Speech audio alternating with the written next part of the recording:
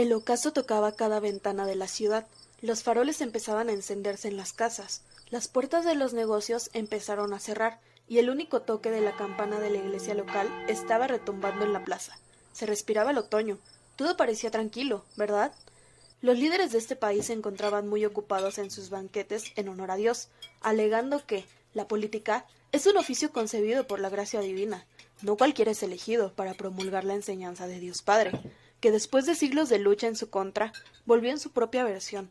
Y pensar que millones de personas murieron en vano por defender a la razón. ¿Y todo para qué? Para que regresemos a lo mismo, pero claro, de manera disfrazada. Pero las personas de verdad creen que hay razón en las políticas extremistas del único partido del país. Las personas han vuelto a ser borregos, no más que animales de sacrificio. Era un cuarto oscuro. Había un olor a madera húmeda. Tan siquiera se vislumbraba, gracias a la luz de la luna, una ventana a 3 metros donde estaba atado él. Una rama golpeaba la puerta por acción del viento. La ciudad había sucumbido a la penumbra de la madrugada. Del extremo de la habitación emergió la silueta, un varón vestido de negro, con una máscara. Esta silueta caminó de forma lenta. Poco a poco se veía mejor la altura y complejidad del sujeto. No se veía el semblante de aquel con máscara. Solo se arrodilló enfrente del canciller, que se encontraba atado por las manos y en los pies, pegado en una silla de metal. La ira se notaba en su mirada, donde en su frente se notaban las venas. Esto, y sumado que tenía el flequillo despeinado, daba una pinta de todo menos de un santo. Dos hombres se encontraban en una situación surrealista. Tal parecía que ambos ya se conocían. De una situación amena y hasta cierto punto nostálgica, pero con ciertos arrebatos por parte de nuestro político. Tal parece que el sujeto con máscara quería que aquel hombre recordara quién era. Algo era seguro, ambos ya se conocían. Y así era. Viejas heridas se habían abierto, y el resultado de una acción pasada tendría una reacción igual o peor. Sabe, yo fui maestro de matemáticas junto con mi esposa. Ella era una rosa en medio de las malas hierbas. Era un diamante en bruto, una prodigio, una compañera. Bueno, sabrá a lo que me refiero. Yo, en cambio, vine de un condado muy pobre, de esos donde ustedes, los políticos, siempre dicen a través de las noticias que nuestra condición era por voluntad de Dios. Habíamos sido condenados con el solo hecho de nacer. Habíamos sido alejados de toda oportunidad. No teníamos salvación. Me enorgullece decir que también fui un prodigio, que, a pesar de haber nacido sin futuro alguno, pude forjar una base de golpes y humillaciones por parte de los hacendados. Y llegué a la universidad. Quería estudiar para sentar las bases para que las voces del mañana cobraran fuerza, fuesen lo que mi padre y mi abuelo y muchos antecesores míos no pudieron ser. Quiero quitar el miedo de las personas, ya que nada nos hace creer más que el miedo, la certeza de estar amenazados. Cuando nos sentimos víctimas, todas nuestras acciones y creencias quedan legitimadas por cuestiones que sean. Nuestros oponentes o simplemente nuestros vecinos dejan de estar a nuestro nivel y se convierten en enemigos. Dejamos de ser agresores para convertirnos en defensores. La envidia, la codicia o el resentimiento que nos mueven quedan santificados, porque nos decimos que actuamos en defensa propia. El mal, la amenaza, siempre está en el otro. El primer paso para creer apasionadamente es el miedo a perder nuestra identidad, nuestra vida, nuestra condición o nuestras creencias. El miedo es la pólvora y el odio es la mecha. El dogma, en último término, es solo un fósforo prendido. Ahí es donde creo que su trama tiene algún que otro agujero. Y fue allí cuando la conocí. Lorena, si lo hubiese visto usted, ¡qué barbaridad! Tuve mucha suerte que estuviese en mi mismo salón. ¿Quién diría que algún día conocería el amor? Matemáticas era mi carrera para estudiar, y la de ella también. ¿Quién iba a decir que alguien de origen impuro como yo hubiese podido tan siquiera acercarse a hablar con ella? Pero fue así, y esa fue la primera vez que creí que existían los milagros. Por un tiempo realmente creí en los milagros. Si lo hubiese visto, ni todas las funciones exponenciales ni logarítmicas juntas explicaban la hermosa curva que formaba su sonrisa la cual, en nombre de Dios, fue arrebatada y cambiada por una mueca de dolor y desesperación a causa del fuego que poco a poco la iba consumiendo. Aquel día, creo que ya se ha de acordar. Y sabe, hay un tema en particular que me gusta mucho, y es el de las funciones. Supongo que usted no tiene ni idea de lo que es una función, y no le culpo, puesto que tiene más tiempo usted en promulgar la palabra de una figura que ni siquiera ha puesto un pie en esta tierra. La vida, en términos matemáticos, es una parábola. Hay veces que tiene una curvatura positiva, otra negativa. Otras veces es ancha, otras veces es larga, pero siempre está en función de algo. Todo está en función de algo, y ese algo es lo que le da sentido a nuestra existencia, lo que nos hace respirar cada día y querer ver la luz del sol otra mañana.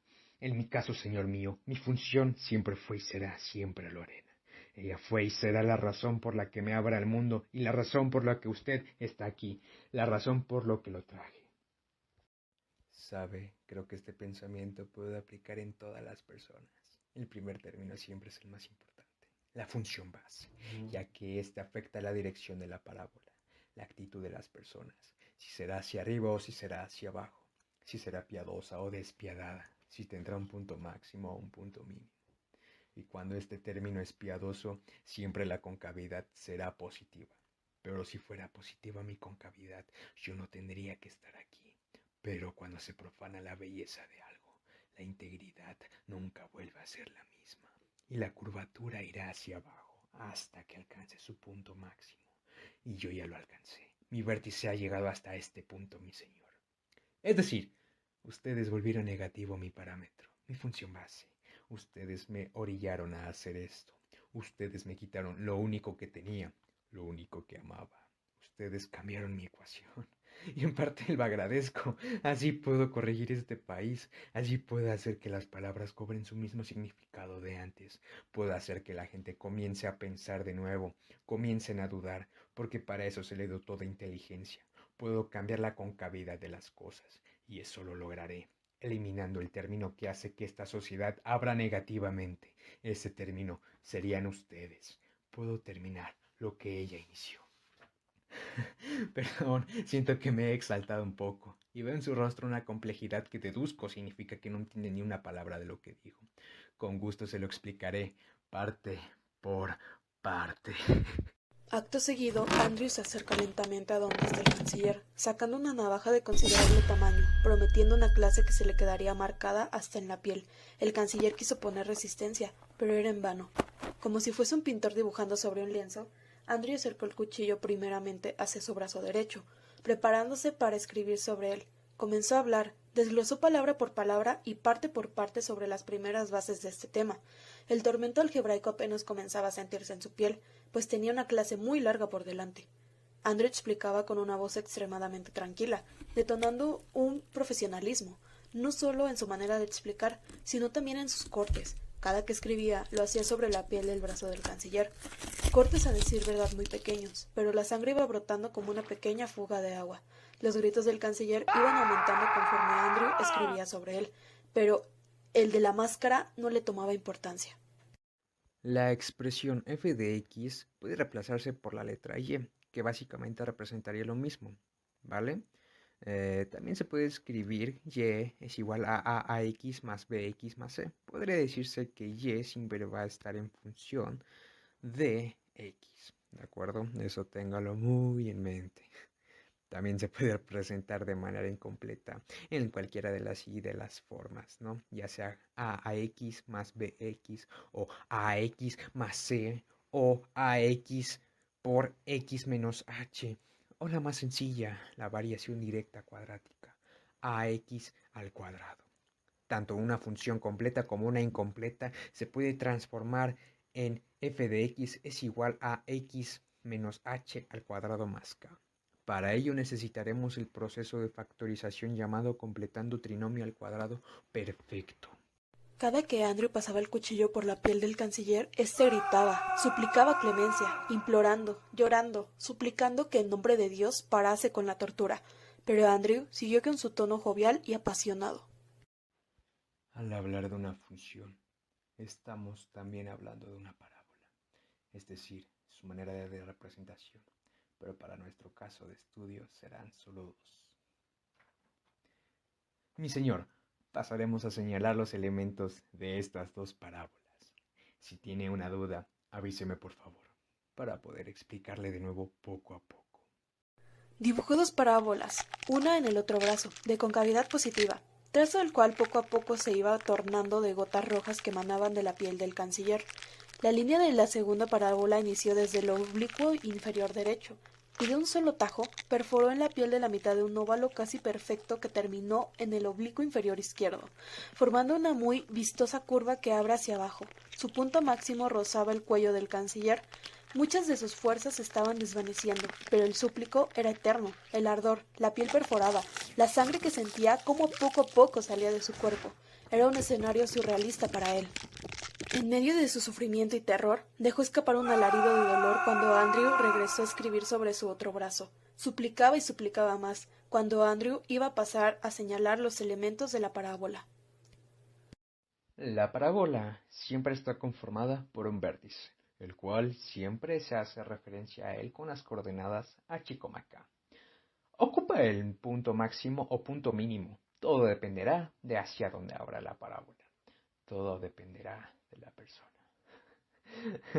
Aprovechemos las gráficas que he trazado, escribiendo sobre cada figura dónde está el punto máximo y dónde está el punto mínimo, y verá que coincide con el vértice.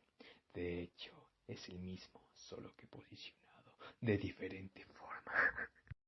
Clavó el cuchillo en un punto mínimo de la parábola, dibujando en el brazo izquierdo. Puesto que era de concavidad positiva, con la punta atravesando la piel, el canciller soltó otro grito, y no era para menos, pues Andrew sujetó el cuchillo en esa posición haciendo círculos con la mano. El agujero se iba agrandando, y cada vez la sangre emanaba con más fuerza. El canciller nunca dejó de gritar hasta que la voz le dejó de servir. Con esto ya sabrá que si se le pide un máximo, su función deberá representar una parábola que abra hacia abajo.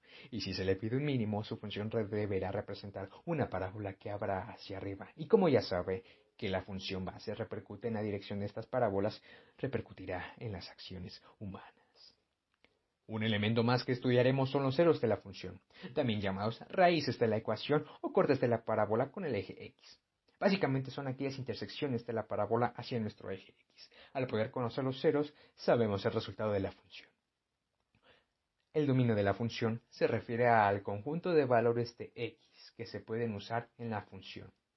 Las X pueden tomar cualquier valor de los números reales, siempre y cuando nos indique un intervalo, es decir, un límite. Y sinceramente me gusta pensar que en este eje juega el papel de las vivencias de la persona. Si la parábola, no abriría a ningún lado.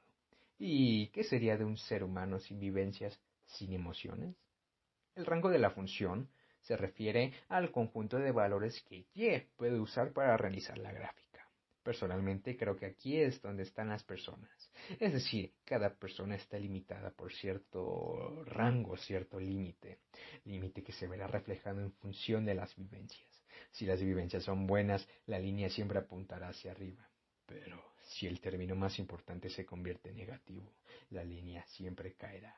Y es aquí donde no hay regreso alguno. El cuchillo necesitaba de fuerza para poder dibujar en la carne. Las súplicas mudas del canciller se hacían cada vez menos frecuentes por la pérdida de sangre, pero aún seguía acuerdo. Poco a poco, el brazo tomaba la misma forma ennegrecida del otro. Andrew ya se había cansado de esto y quería acabar la clase. Dejó el brazo izquierdo del canciller, que allí sentado, con los brazos llenos del rojo de la sangre y el negro de la ya coagulada, la respiración de Andrew se iba agitando conforme se acercaba más al torso para seguir con su enseñanza. Otro elemento de la parábola es el eje de simetría. Para este caso, ocuparé la parábola de punto máximo. El eje de simetría viene siendo una recta vertical que divide verticalmente en dos partes iguales a la parábola y que corta al eje X. Vamos a cortar la mitad de esta parábola partiendo desde el punto máximo. ¿Quiere ver cómo lo voy a hacer? Su tono de voz era de emoción. Realmente cualquiera que lo escuchase pensaría que se tratara de eso, pero una cosa sí era segura, este iba a ser su último trazo. La punta del arma la levantó con lentitud hacia la tráquea de aquel hombre. Los ojos del canciller se llenaban de lágrimas, el sudor frío recorría todo su cuello, mientras la navaja iba poco a poco pegándose más a la carne del cuello. En su último intento de salvación, articuló: Ahora dibujaré la recta que partirá a la mitad de esta parábola. exclamó Andrew. Ahora lo hizo como el de un eufórico mago de circo. La dirección de la navaja partía desde la faringe, con una fuerza increíble. Esta dirección tendría que ser casi recta, pero chocó con ciertos huesos que conectaban con la clavícula. Realmente el arma no tenía filo, y lo único que logró es que el canciller volviese a gritar con las últimas fuerzas que le quedaban. Más que un grito, fue una serie de sonidos distorsionados que salían desde su boca y garganta a la vez. El canciller estaba a punto de morir por la pérdida de sangre de ambos brazos, y del mal corte hecho desde su faringe hasta en la parte de su pecho. Padre nuestro, que estás en los cielos, santificado. ¿No es hermosa esa oración? Todo es un cuento, canciller. Lo que creemos, lo que conocemos, lo que recordamos e incluso lo que soñamos. Todo es un cuento, una narración, una secuencia de sucesos y personajes que comunican un contenido emocional. Un acto de fe es un acto de aceptación, aceptación de una historia que se nos cuenta. Solo aceptamos como verdadero aquello que puede ser narrado. Está en nuestra naturaleza sobrevivir. La fe es una respuesta instintiva a aspectos de la existencia que no podemos explicar de otro modo, bien sea por el vacío moral que percibimos en el universo, la certeza de la muerte, el misterio del origen de las cosas o el sentido de nuestra propia vida, o la ausencia de él. Son aspectos elementales y de extraordinaria sencillez, pero nuestras propias limitaciones nos impiden responder de un modo inequívoco a esas preguntas, y por ese motivo generamos, como defensa, una respuesta emocional. Es simple y pura biología. Es una lástima. Parece ser que nuestra lección didáctica no podrá llevarse a cabo. ¿Sabe? Desde que inicié mi licenciatura tuve un problema con un tema en especial relacionado con esto que le acabo de explicar. Y es que si a una función se le suma a una cantidad c, la parábola se desplazará c unidades hacia arriba. Pero en cambio si se le resta, la parábola se desplazará c unidades hacia abajo. Y esto sucede con lo mismo con la traslación horizontal. Ya se murió. El viento trataba de hacer su última oración, pero sumando la sangre que empezaba a toser, le costaba trabajo, pero en sí Andrew estaba presenciando su última voluntad, y éste le dijo de cerca. El canciller había muerto desangrado a causa de un eje incompleto. Andrew empezó a hablar solo, pues siempre era costumbre de él. Realmente esta respuesta es por necesidad. En este caso, el problema radica en que el hombre es un animal moral abandonado en un universo amoral y condenado a una existencia finita y sin otro significado que perpetuar el ciclo natural de la especie. Es imposible sobrevivir en un estado prolongado de realidad, al menos para un ser humano. Pasamos buena parte de nuestras vidas soñando, sobre todo cuando estamos despiertos. Como digo, simple biología, señor canciller. Él debía de salir antes de que los rayos del sol azotaran el cuarto a través de la única ventana que había en el lugar. La penumbra se fue disipando poco a poco, dejando expuesta la escena hórrida que dejó la madrugada. Andrew definitivamente tenía que marcharse, pues por estas horas los discípulos ya estarían buscando a su líder. Pero no les sería fácil, ya que el cuerpo tendría un avanzado estado de descomposición. Claro que tan solo faltaba un par de horas para que el hedor comenzara a propagarse un par de metros fuera de la cabaña. El plan de Andrew se había cumplido a la perfección. Es una pena. Yo realmente quería explicarle lo último. Pero ahora que lo recuerdo, es cierto, me costó mucho trabajo aprenderme las transformaciones de las funciones. Era porque me confundía de posición. Sí, porque en la translación vertical, si se sumaba c, la parábola se desplazaba c unidades hacia arriba. Pero si se restaban, eran c unidades las que se desplazaban hacia abajo. Y creo que era lo mismo con la traslación horizontal. Cuando se le sumaba una cantidad dentro de una cantidad gestora, la gráfica se desplazaba a la izquierda, pero si se le restaba una cantidad dentro de una función gestora, la gráfica se desplazaba h unidades hacia la derecha. Es bastante confuso, a decir verdad. ¿Cómo le hubiese explicado esto? Supongo que ya no se lo podré explicar nunca más. Quizá no hubieran dibujado esa parábola tan grande. Si la disminuía de tamaño hubiera tenido más espacio. No, mejor no. Porque si no hubiera tenido más espacio, hubiera abierto su vientre y sus intestinos hubieran salido de sí. Y de por sí me da asco la sangre. No quiero hacerles más complicado el trabajo a los forenses. Supongo que Dios tampoco llega aquí.